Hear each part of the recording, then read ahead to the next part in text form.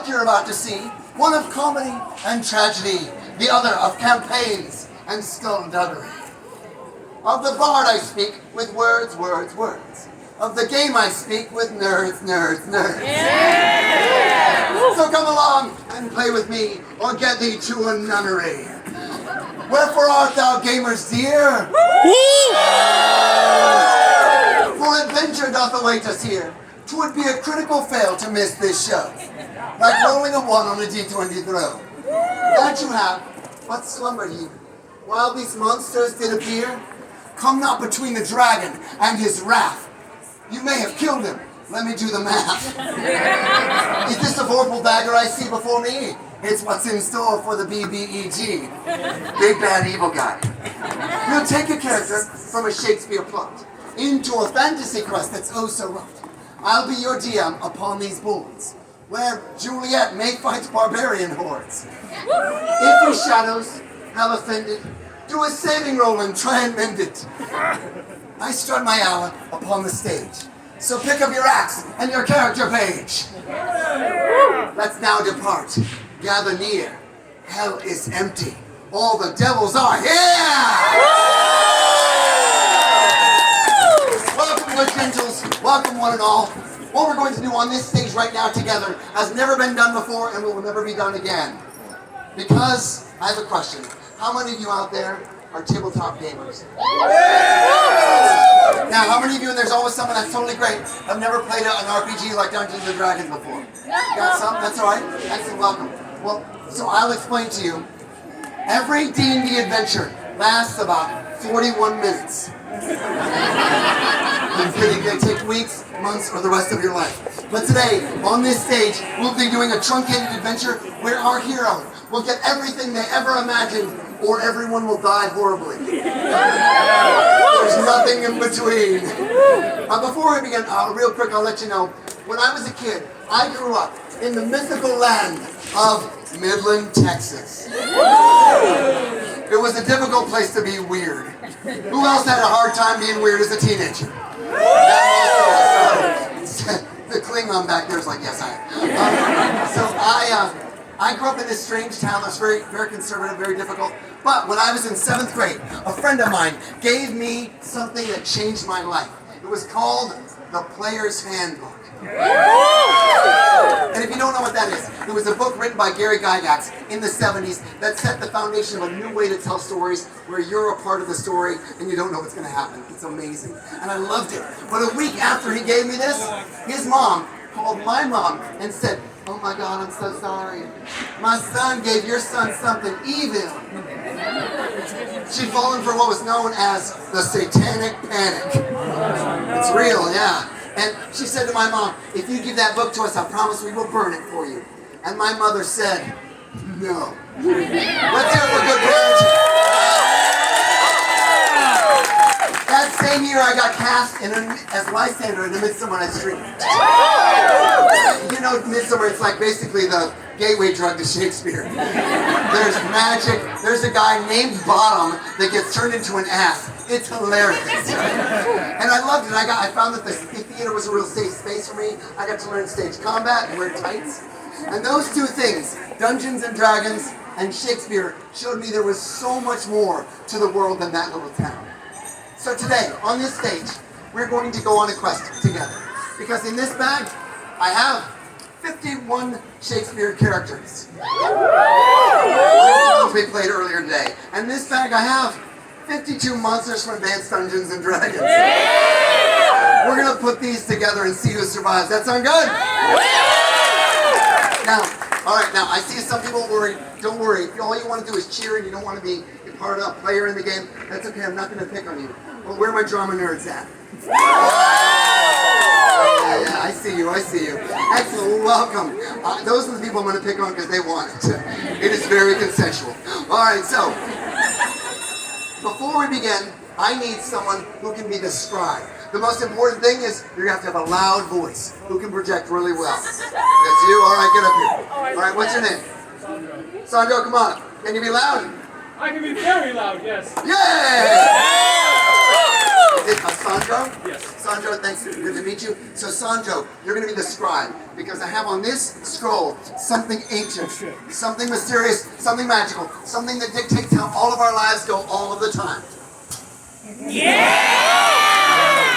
It's a character sheet. And for those of you who have not played D&D, all of us have these stats right now. How fast you are, how strong you are, how healthy you are. And the way it works is, you can't just decide you want the strongest character in the world. You roll for it. Now, we're going to roll 3 6-sided dice. The highest you can get without any mods is 18. The lowest? 3. You get a 3, you're definitely going to die in this game. So, that's the way the game is played. We're going to roll this to see how high we can get our stats for our character. So, let's go ahead and have you put it on that nail right over there. See up on the wall?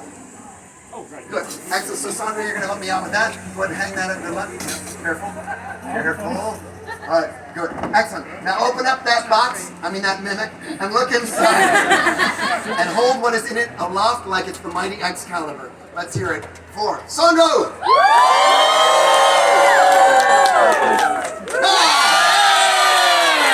You are the scribe today. You are the voice of the dice. So, if you would stay here, we're going to go ahead and choose our main character. Now, earlier, I said hero, but this person may be a horrible person. In fact, for the first show today, our hero was Lady Macbeth. So it could be somebody horrible, could be somebody kind of minor. Who wants to play? I see so many. If you can hold up your head, you can be loud and fun. Take your hand, come on. All right, here you go. What's your name? Tika. Tika or Tinka? Tika. Tika. Tika, right this way. Let's hear for Tika, everybody. Take your time and step here. Tika, you're going to be our main character. You may be a good person, you may be a bad person. If you choose a horrible person, maybe you will learn an important life lesson. Or maybe you will be disemboweled by orcs. We don't know. We'll see. So for the rest of the show, whenever I choose a character from this, I'll be using the genders originally assigned by Shakespeare. So let's go ahead and reach your left hand in. Pick one that sparks joy. Tika. Who is our main character today? King Lear had 3 daughters. 2 of them were horrible people that wanted to do anything it took to get the throne. I present one of those horrible daughters, Reagan! Now, you're an awful person, okay? You want to serve yourself more than anyone else, and you will lie, steal, and kill to do it. Sound fun? I'm an English degree. Let's All right, good. So let's go. R-E-G-A-N, if you'd write Reagan up there, R-E-G-A-N. We're going to go ahead and roll for your stats. Now, I'm going to look at you with a bright lipstick. You said you never played D&D before. What's your name? Hi, Amanda. So, the way it works, I'll tell you right this. It's real easy. So, let's say they roll an 18 strength, perfect strength. If they wanted to do something later in the game, accomplish something, they wouldn't have to roll as high. But if it was a very low, they'd have to roll high. Now you know D&D, you're a nerd. Okay. All right, so here we go. I'm going to give you all of these 3 here. But before Reagan rolls anything, do you think we should do any pluses or minuses to her stats? Yeah! What do you want to add to? Plus charisma. What does every good villain have? Charisma! All right, with charisma you can talk people into all sorts of things. You can convince half the country the election was illegitimate. So, what do you want to add to the charisma there? Plus 2 right there on the right side there, plus 2 to charisma. Anything else? Intelligence? English degree. How much plus what? Plus what? 1. Plus 1 toward intelligence right there. Anything else? We good? All right, we're good. We're going to roll for your strength. Roll as high as possible. Good luck, Reagan. Here we go. Now all 3. Oh, and if you roll them off the stage, that will be an off-the-table reroll. Ooh, verb. Okay, now you add them up, yell it out to the audience. 4 plus 4 plus 1 is...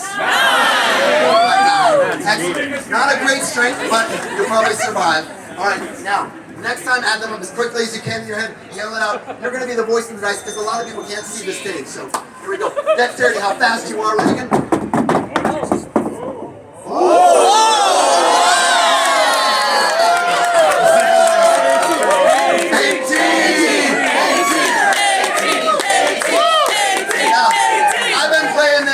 This game for a while. That's the first time I've ever seen an 18. You were the fastest character we've ever had. Amazing dexterity. So 18 on dex. Incredible. If you have a chance to fight or run, I would run. Excellent. Now we're going to roll for Constitution. Now wait. Constitution. Now That's how healthy you are. If you have a low constitution, you've probably had COVID like 3 times already. But go for it. Let's see how healthy you are. Scorpio against poisonous creatures. Okay. 1 plus 4 plus 5 is 10. And we got a 10 there. All right, good. That's not great, but it's not horrible. You're going to be all right. That 18 was impressive. Wow. All right, here we go. Intelligence. A lot of people wonder the difference between intelligence and wisdom. Intelligence is what you're born with. Wisdom is what you learn through bad relationships. Very wise. Okay, good. Here we go for your intelligence. Let's yell out the natural number first. 3 plus 6 plus 5 is 14. Plus 1. We got a 15 intelligence. Now, she's fast and she's smart. We'll see how that helps her along our voyage. So go ahead. We're going to roll for your wisdom now. How much have you learned in your life? We'll see. We'll see what Reagan has learned. Here we go. Oh! 4 plus 4 plus 3. 11. 11. Not as wise as you are smart, but you've learned at least how to manipulate people. And lastly, charisma. Charisma isn't just how good looking you are, it's how much you can get away with. If you have a high charisma, people love to have you around. All right, here we go. Charisma.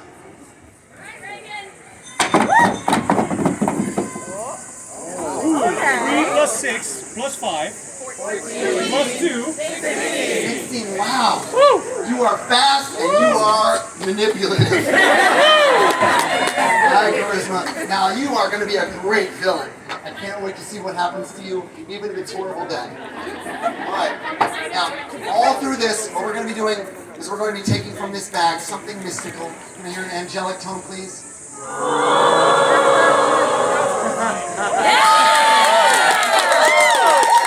This will determine your fate today, Megan. So, I'm going to be rolling this now. Your job, as soon as it's rolled, some people can see it, but I want you to roll it, check it out when it's rolled, look at it, look up, and yell it out as loud as you can, that number. All the way through, they'll be counting it. All right, Reagan, if you'd stand up on those stairs, we're about ready to begin. If you are ready for today's adventure, say aye. Aye. Good folk, gather in. I speak of a kingdom where a great king named Lear had ruled, not with an iron fist, but with an open heart. The people had come to love him. He had not taxed more than he needed. He had helped those he could. He was not a normal 1%er. People came to love him, and he ruled justly. And at the same time, though he were a great leader, he wasn't as good of a parent. Because 2/3 of his children were horrible. 2 of them, in particular, wanted to usurp his throne by any means necessary. And they decided that they would do whatever it took to get the power of that throne.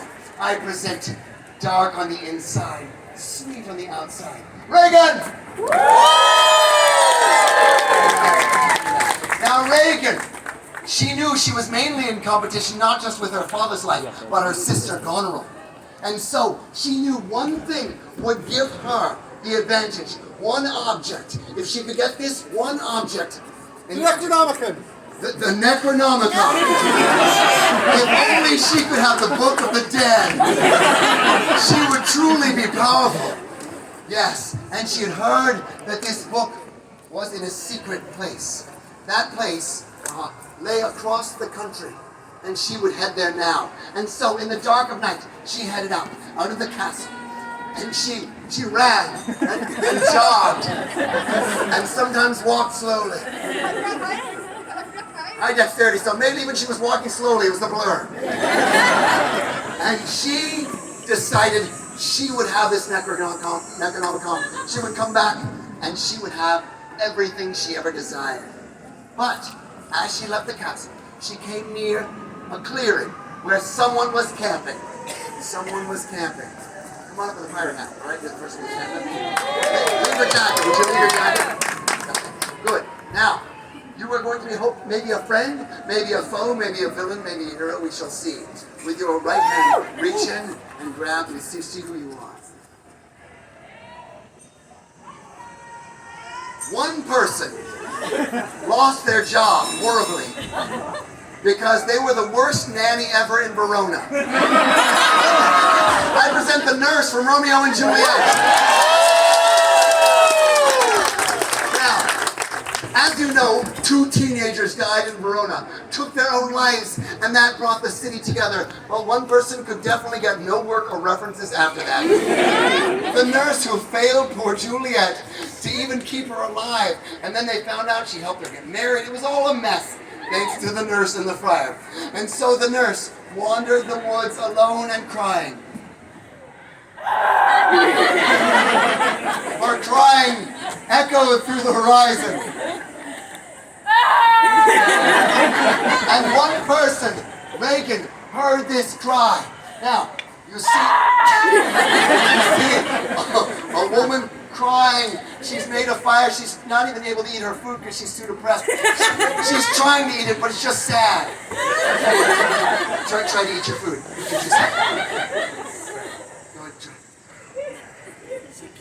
But she's not hungry at all. She forgot how to eat. She's so sad. So Reagan, you see this? Perhaps you could manipulate her, get her to do what you want. What do you want to do? I want to steal her food. You decide to steal the nurse's food, who has done no wrong other than helping kill 2 teenagers. And so, as she cries, tears in her eyes, a very fast Reagan comes onto the scene to try to steal her food. She want to run on, grab it, and run? Okay, wait. We'll see if you get it. You have to roll. It's not too difficult. All you have to do is roll a 10 or higher, and you'll steal her food. 10 or higher, you will take the nurse's food without her noticing.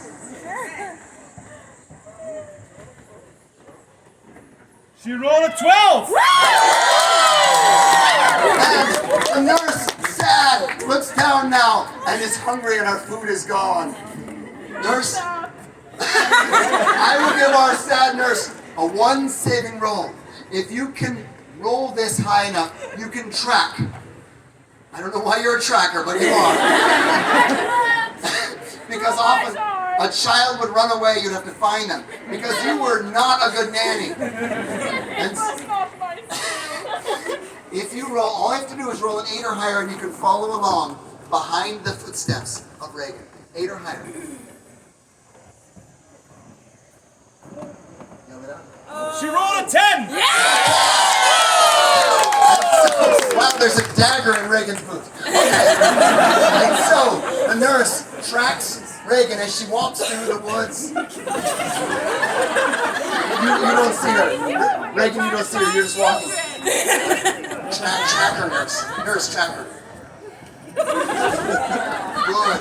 The nurse, strangely low to the ground, was able to follow the path of Reagan, who was just eating the food she stole and feeling good. Now, as this happens, these 2, there, one following, unbeknownst to the other, something was there also in the woods. Blue hat woman. And so now Reagan is skipping, feeling happy, but the nurse, with very strong glutes and quads, continued to track our poor nurse. I mean, nurse, Reagan is not poor. And so, we'll see what creature sees them. Unbeknownst to the nurse, something was tracking her. And that were a bugbear. Now a bugbear is chaotic evil. The bugbear only wants to crush, devour, taste, and rip apart. The bugbear choosing high ground, unlike the nurse's low ground. Now, you have 2 things. Do you have a morning star or a javelin? Morning star. Giant, pointy morning star. The bugbear comes closer. Now, bugbear. I'm excited to see how this goes. Do you want to try to get ahead of them and attack the front one, or do you want to attack Spider Nurse? Spider Nurse. All right, bugbear. Perception roll. If you get a 15 or higher, you know you're being followed. If you get 14 or lower, you have no clue, and his attack will be easier.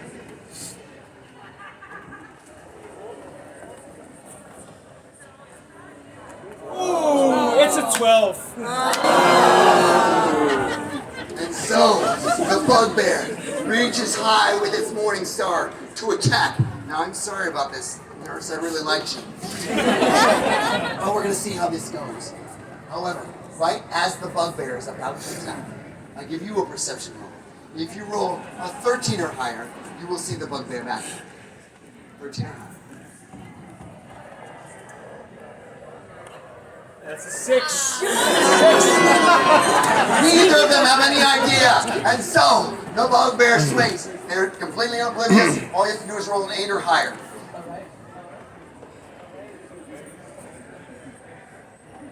The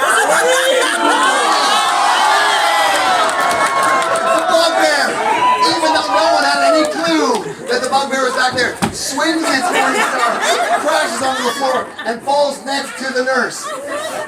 Now at this point, the nurse and Reagan both realize at once, together, that there is a creature about to attack them. A giant bugbear with a morning star. So, nurse and Reagan, do you want to run? Do you want to fight? What do you want to do? I don't know my stats! You have very poor dexterity. And a dagger. What about my strength? You're not very strong. This is looking bad for you all around. Now, you stole this person's food, but you were impressed by their tracking skills. Do you want to take off or do you want to help the fight?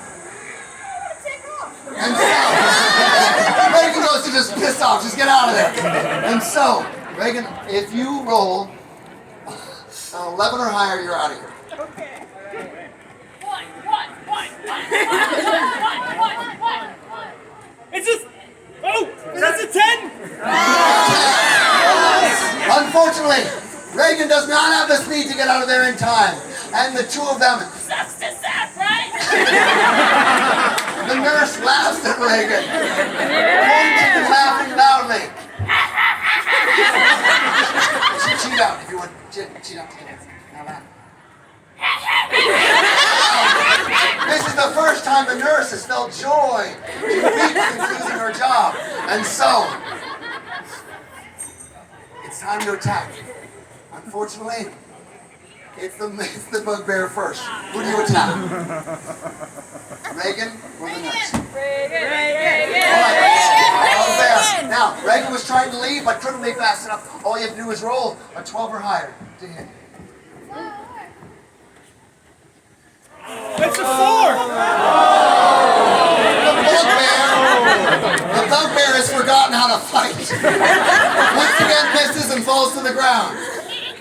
Now, nurse, you have a dagger? Do you want to try to mosey out of here or to attack? It's down on the ground. It's prone, I'm gonna attack. The nurse goes in, once again in her crouched position, to attack. Now, she's very strong in the back from lifting children over the years.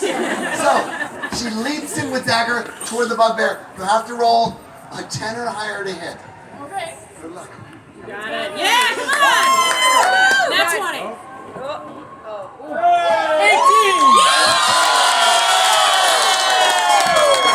The dagger shoves into the bugbear's ribs. The bugbear cries out.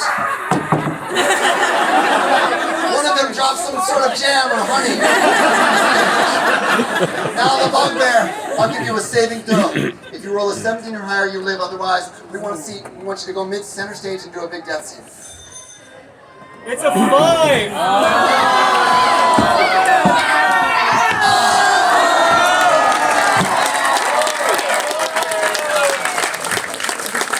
A fine death. All right, all over here. Sit back there, good. Now the bugbear dead. You weren't able to run off, but you do see this nurse did possibly save your knife with a dagger, with a dagger, and she's there with you. Her knife is a dagger. Yes, exactly. Both of them are slightly intoxicated, and so with a bloody dagger in hand, the nurse unexpectedly licks the knife. Now Reagan, maybe you see a kindred spirit in this angry nurse. What do you say? Loudly. If you join me on my quest, I will give you untold riches. What do you say? I say you have two choices. Leave, agree, or fight. That's three choices. That is 3, not 2. What would she wish? Untold riches, eh? I haven't had a child this big in a while. The nurse, knowing she's on welfare, decides to join Reagan, and the two of them walk like humans through the Shire. Now, soon, they find themselves heading toward the place where the Necronomicon is held. Either in the, the sacred ruins of the ogres, or the high tower of the elves, in the mushroom face. What do you say? And so, they know the elves have been protecting this evil book for eons in the high tower. It is well protected, well guarded, and they have to make it to try to get the Book of the Dead. If they succeed, both of them, one of which has recently become evil, will have untold power. And so they make their way across lands, through streams, under bridges, on tightropes. One tightrope. Until they come to the Tower of the High Elves. Now, so far, very good. The two of them, they've become, but this happens 7 days they've traveled. Now, I've told you about the bard and the beasts, but now it is time for the boss. The most evil and deadly creature. All right. Now this creature is made up of 2 parts that I've seen dying to be up here. The monk, take off your hat if you would though, and the rabbit creature.